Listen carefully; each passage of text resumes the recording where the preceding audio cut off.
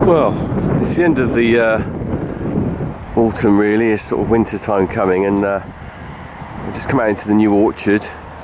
I say new orchard, it's planted 6 years ago this month, so it's November now, and I planted this November 2010. Anyway, you can see here we've got some young stock out here, got them out here a bit longer. They're having cake in the feeders, and they're also having a bit of hay. You can see they're picking over it now over there. A few straggly bunch really, some Anguses we kept on because of the TB. They've had ringworm again and they're just recovering it from it now. And there's a few Frisian steers here. Don't normally keep them on, but because we were shut down with TB we couldn't sell them. Hello. Alright mate. Hello. Oh, I bet if I had a bucket of cake you'd come here, wouldn't you? You can see it's got a bit of ringworm just in between its eyes. Hello. Hello. Oh, if I had cake here, there's one coming up here, it's got a bit of hay in its mouth, look, it's just still chewing away. Chomping away there on a bit of hay. They're looking a bit straggly, they'll be inside now, a bit more protein then I think. But just keep them out as long as we can really to save on bedding and stuff. Anyway, I really came out here just to have a quick look at the trees. I know not everyone here is really interested in my trees, but to be honest, this is my little baby, this new orchard, and I really love it. Let's turn this round. Yeah, this is my little toy, if you like. I think everyone's got to have a little hobby or something to play with, and for me, planting a new orchard in 2010 was just the best thing I've done in years, especially as it was kind of mixed in with what young children were doing. You know, I've got kids and families to plant the trees and stuff, and it's for me it's a wonderful project to see how it develops, and kind of like the different trees are growing. Some of them are growing better than others. So but today I thought we'd just look at a couple of trees that have still got fruit on them, because it's surprising there was 28 different trees here, and it's quite interesting how all the different trees are very different, because there's no two trees the same. I mean, the soft fruit, the plums and everything, as you imagine, that went quite early. By September, that was all gone. And some of the other trees, I think we looked at one at Jackets to Waistcoat earlier in the year. It was sort of September, October time, and they had lovely rosy red apples on them. Anyway, there's a couple of trees now still got fruit on them, and that's quite surprising because it's the end of November, and it just shows that, you know, how these different trees react. So let's go and have a look at them.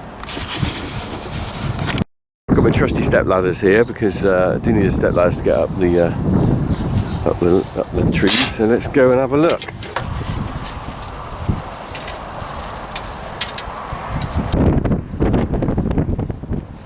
Well, as you can see, I'm walking up here. You can see most of the trees are looking quite bare. There's one here that's got a nice covering of orangey leaves on it. But if we keep going up, there's a plum tree here, nothing on it. That one there is a bramley. There is a bush. Take that what you want to. And then we go, keep going, and then we come up to one up here. And you can see on it quite a few fruit tree apples on it already still. And like I said, this is the end of November. Let me just put that down there.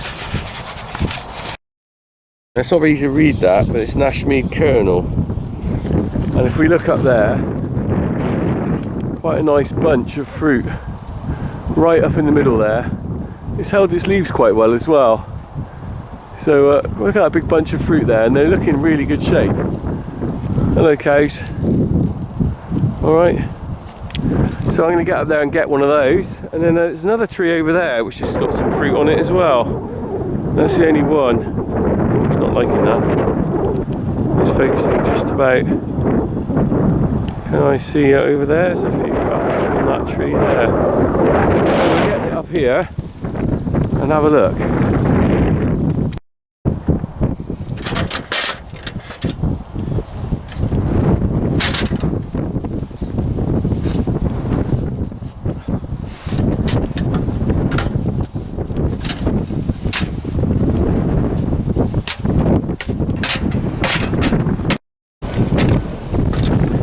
Yeah, right up, it's very windy. I don't know where it's blowing, is on the mic, but let me just pick that one there. So they've got a few holes in them, look. I'm going to let the cows have that one. There you go. That's yours. So they're not perfect, but then these are organic, they're not sprayed. Okay.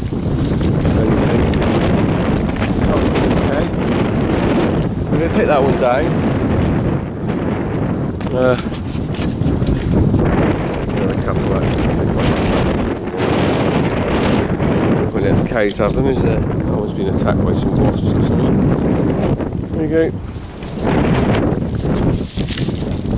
We quite often find earwigs in them. I'll leave those though, I don't need any more apples, I've got plenty of picked earlier. There they are, let's just find over that.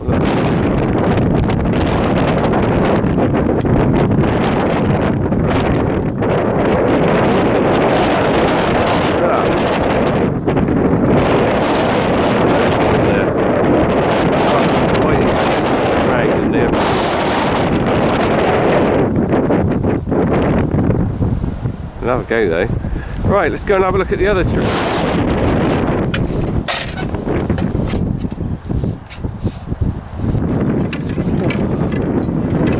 Okay, so here we are. Let me just put this down. Put that step ladders down there. And here's the other wood tree with apples on it. And it's Elmore Pippin, belongs to the Harris family. And you can see there, just a few odd apples up there, still holding on. Pretty impressive for the end of November, I think. And there's quite a lot on the ground actually. You can just see there that have come off and will rot down. So I'm going to get up, and I don't think I need the step ladders for those. I can just climb up there myself with my hands, pick one down.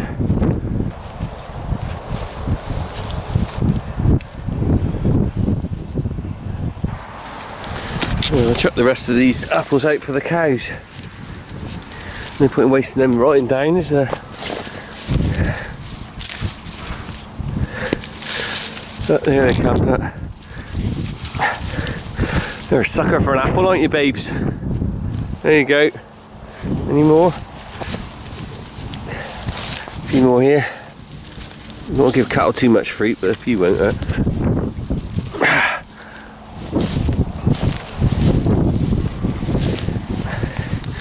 There you go. Look at them all. Nice little apple session. Right. So we got here. Let me climb back over. Elmore Pippin. Ooh. Okay, so let's have a look at the two apples.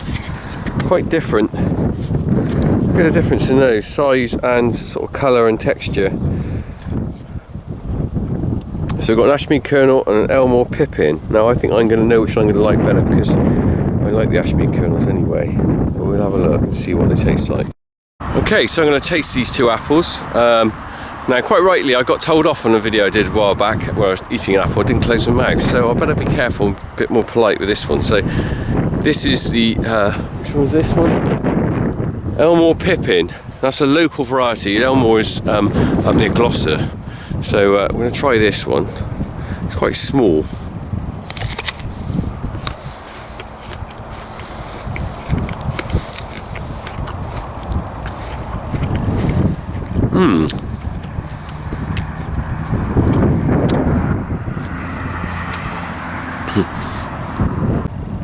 Okay, so well, that was interesting.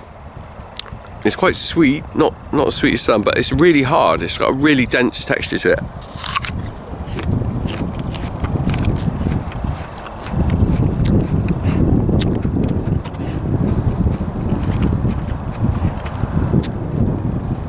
Quite like that. Possibly that's why it is quite a long stare on the tree, because it feels very hard and doesn't feel like it'll go soft and rotten. Here are cows, heifers, whatever you are. No, they didn't want that one. Okay, so Ashmead Kernel. Good old favourite, this one. I know what I'm going to get before I have this one, really.